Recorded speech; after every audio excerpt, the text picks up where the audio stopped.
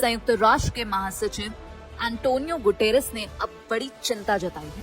UN महासचिव Antonio Guterres के प्रवक्ता स्टीफन दुजारिक ने कहा कि बांग्लादेश की स्थिति पर हम फिक्रमंद हैं। बांग्लादेश ने जो हिंसा देखी है उससे हम चिंतित हैं।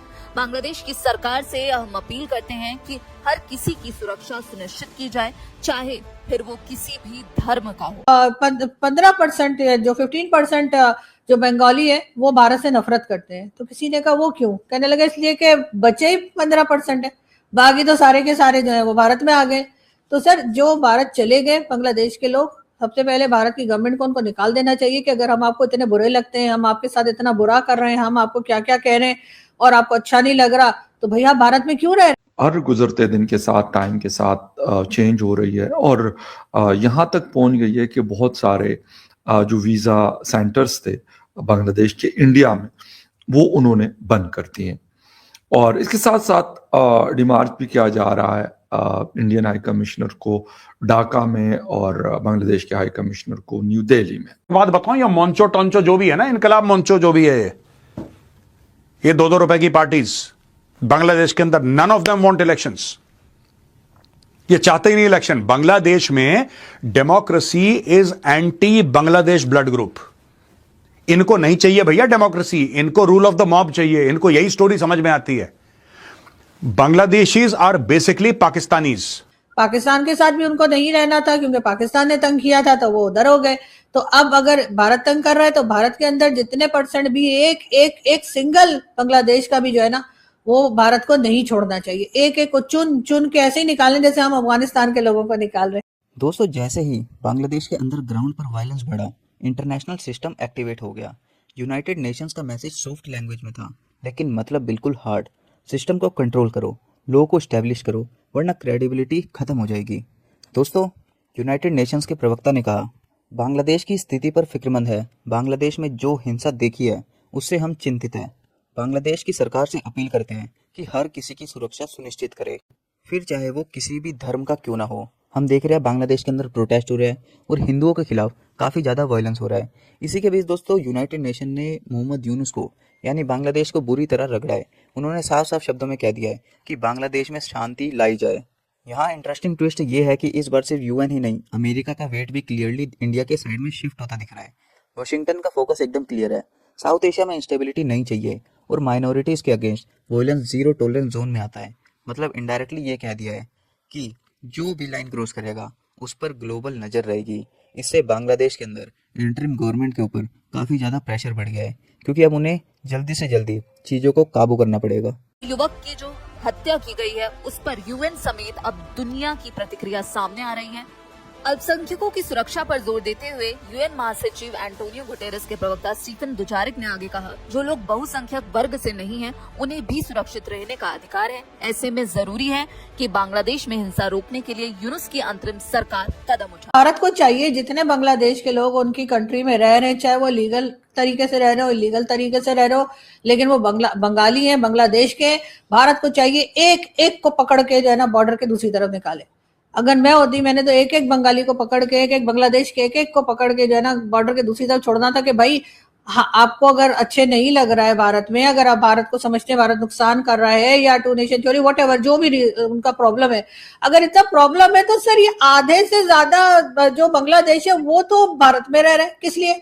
मैंने एक देखा था, शेखर सुमन साहब एक बड़े फेमस किस्म के आर्टिस्ट हैं इंडिया के, वो टॉक शो भी किया करते थे मूवर्स एंड शेकर्स के नाम से।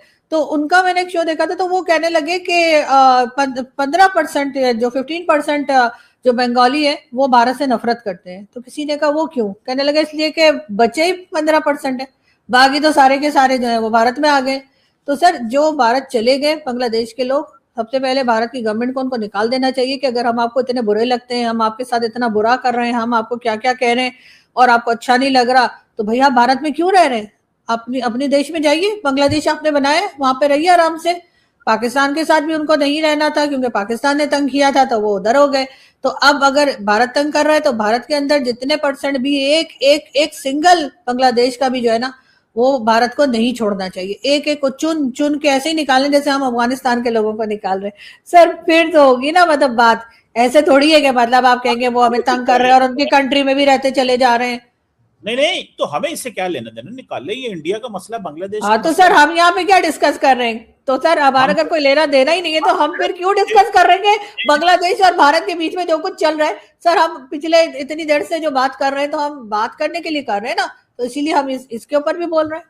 मैडम, अफसोस इस बात का बंगाली कह रहे हैं, उन बेचारों का, वो कह रहे हैं कि हमारे साथ जुल्म और ज्यादती कर रहे हैं, ये हमारे मुल्क के अंदर हेजेमोनिक इनके एम्बिशंस हैं, डोमिनेट करना चाहते हैं, ये हमारी चीज़ों को उन्होंने कंट्रोल किया हुआ है, और हम चाहते हैं कि ये अपने घर में रहें और हम अपने घर में रहें। लेकिन इंडिया कहता है नहीं, मैं तुम्हें बताऊंगा कि तुमने कैसे जिंदा रहना तो है। सर 70% बांग्लादेश के लोग जब भारत में रहेंगे तो अपने घर में रहो, और अपने घर में रहो वाला कैसे होगा? और मैं एक बात बताऊं, ये मोंचो टोंचो जो भी है ना, इनकलाब मोंचो जो भी है, ये 2-2 रुपए की पार्टीज बांग्लादेश के अंदर, none of them want elections. ये चाहते ही नहीं इलेक्शन। बांग्लादेश में democracy is anti Bangladesh blood group. इनको नहीं चाहिए भैया डेमोक्रेसी, इनको रूल ऑफ द मॉब चाहिए। इनको यही स्टोरी समझ में आती है। Bangladeshis are basically Pakistanis, speaking a different language, eating a different food. बाकी और कुछ नहीं है इनमें से। ये वैसी हैं बिल्कुल, मैं बता रहा हूं, पहले पाकिस्तानी थे ये, इनका माइंडसेट वही पाकिस्तानियों का है। यहां पे ये देखिए कह रहा है कि however the deadline has passed without any visible steps and justice must be ensured before the election। सीधी सीधी बात इसने बोल दी है कि जस्टिस करो। सबसे पहले उस्मान हादी को किसने मारा, कौन उसके पीछे लोग थे, कौन सी पॉलिटिकल। अब यार एक बात बताओ, जो शूटर है, जिसने उस्मान हादी का खोपड़ी खोली, जिसने, उसको किसी ना किसी ने हुक्म दिया होगा, किसी ना किसी ने पैसे दिए होंगे, कुछ ना कुछ तो होगा। खुद तो गया नहीं होगा एक दिन उठ के, right? These are professional people. जिस तरीके से वो बांग्लादेश पुलिस को अवॉइड कर रहा है, जिस तरीके से वो मास्क पहन के दाएं बाएं अपनी लोकेशन चेंज कर रहा है, ऑब्वियसली इज गॉट हेल्प। अगर ये पता लग जाता है कि उसके पीछे, देखो उस्मान हदी का किलर कौन है, that is not important. Who the killer is not important. That is only 10%. 90% is who's behind the killer, who has given the orders, who benefits from the death of Osman Hadi.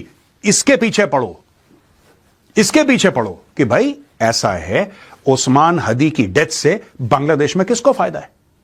अब ये लोग गोली क्या दे रहे हैं, भारत ने मरवा दिया। अरे 2 कौड़ी का बंदा था यार। दोस्तों, बांग्लादेश के लिए प्रॉब्लम सिर्फ इंटरनल नहीं है। बांग्लादेश के अंदर इलेक्शन होने का नाम ही नहीं ले रहे। जो बांग्लादेश के लोग हैं वो चाहते ही नहीं कि इलेक्शन हो। सारे के सारे बांग्लादेशी एंटी डेमोक्रेटिक हो गए हैं। प्रेशर दोस्तों अंदर से भी है और बाहर से भी। इंटरिम गवर्नमेंट को अब सिर्फ अपनी पब्लिक को नहीं बल्कि पूरी दुनिया को कन्विंस करना है कि सिचुएशन उनके कंट्रोल में है। और जब यूएन रूल ऑफ लॉ की बात करें तो वो सिर्फ एडवाइस नहीं होती, वो बेंचमार्क होता है। इस पूरे सिनेरियो में इंडिया का रोल अलग ही लेवल का है। इंडिया के अंदर हम देख रहे हैं कि इस तरीके से बांग्लादेश एम्बेसी के बाहर प्रोटेस्ट हो रहे हैं। मोहम्मद यूनुस के पुतले जलाए जा रहे हैं और मोहम्मद यूनुस की फ़ोटो पर चप्पलें मारी जा रही है। क्योंकि दोस्तों अगर वो चाहे तो सारी चीज़ ठीक कर सकता है, लेकिन वो ये चीज़ें ठीक ही नहीं करना चाहता, क्योंकि वो चाहता ही नहीं कि इलेक्शन हो, बांग्लादेश के अंदर शांति हो। अगर बांग्लादेश के अंदर ऐसे ही हिंसा बढ़ती रहेगी और बांग्लादेश इंस्टेबल रहेगा तो वो और ज़्यादा दिनों तक सत्ता में बना रहेगा। ये उसका माइंडसेट है। बांग्लादेश दोस्तों कैलकुलेशन में चूक कर गया है। इंडिया के साथ टेंशन को एक लोकल इशू समझना एक स्ट्रेटेजिक मिस्टेक बन गई, क्योंकि आज इंडिया लोकल प्लेयर नहीं ग्लोबल पार्टनर है। और जब ग्लोबल पार्टनर्स लाइन खींच देते हैं तो स्पेस बहुत कम रह जाता है और बांग्लादेश अब भारत से पंगे लेकर पछताएगा।